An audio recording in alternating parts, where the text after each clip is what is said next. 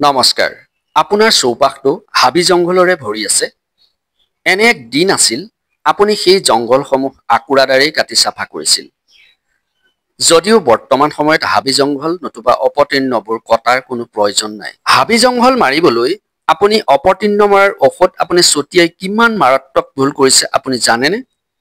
ইয়াৰ এনে কিছুমান যৌগ আছে যিবোৰ যৌগ আপোনাৰ নিজৰ লগতে পাৰিপাৰ্শ্বিকতাৰ বাবে বিপদজনক। এই বন মৰা দৰৱসমূহত গ্লাইফছেট নামৰ এবিধ যৌগ সন্নিৱিষ্ট হৈ থকাৰ উপৰিও আন ২০ আৰু অধিক মাৰাত্মক যৌগ ইয়াত সন্নিৱিষ্ট হৈ আছে, যিকেইটা যৌগই আপোনাৰ শৰীৰ ক্ষতি কৰিব পাৰে।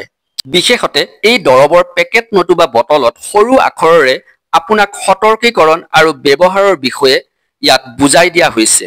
কিমানে পঢ়ি চায় নতুবা বিক্ৰেতাই বুজাই দিয়ে। শৰীৰৰ কোনো অংশ এই দৰৱৰ সংস্পৰ্শ হোৱাত বাধা প্ৰদান কৰা হৈছে।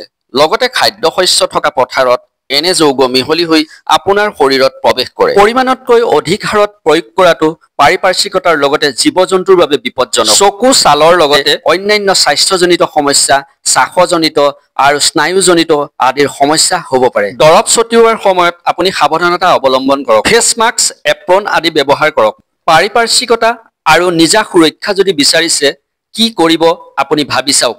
ভিডিঅ'টো ভাল লাগিলে শ্বেয়াৰ আৰু লাইক কৰিব। ধন্যবাদ।